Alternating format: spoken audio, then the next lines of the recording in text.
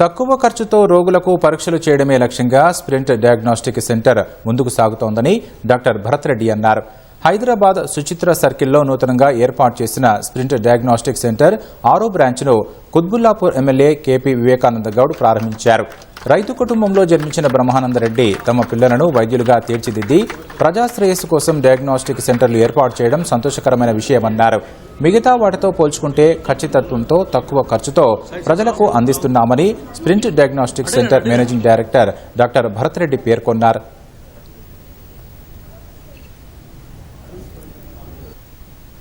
మనకి high end radiology టెస్టులు, high end pathology టెస్టులు ఇవి చేయబడుతాయి. దీనివల్ల మనకి ఆరోగ్యం బాగుండడానికి, డిసీజ్ కనుక్కోవడానికి, ప్లస్ డిసీజ్ ట్రీట్మెంట్ చేసేటప్పుడు డయాగ్నోసిస్ చేస్తానికి డాక్టర్లకి హెల్ప్ అవుతుంది. అది కాస్ట్ ఎఫెక్టివ్గా చేయాలి. ఇది చేయగలిగితే మనము జనానికి ఈ ఏరియా ఉన్న పాపులేషన్కి మనం హెల్త్ని ప్రమోట్ చేసి డిసీజ్ నుంచి దూరంగా ఉండడానికి, ప్లస్ డిసీజ్ వచ్చిన వాళ్ళకి డిసీజ్ కనుక్కోవడానికి మనం చాలా వరకు తోడ్పడతాం.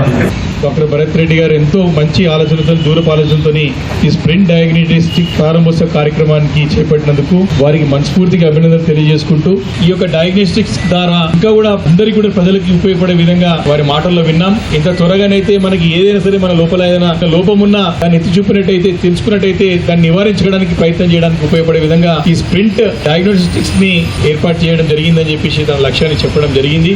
వారి మనస్ఫూర్తిగా నేను అభినందిస్తా ఉన్నాను, చాలా సంతోషిస్తా ఉన్నాను.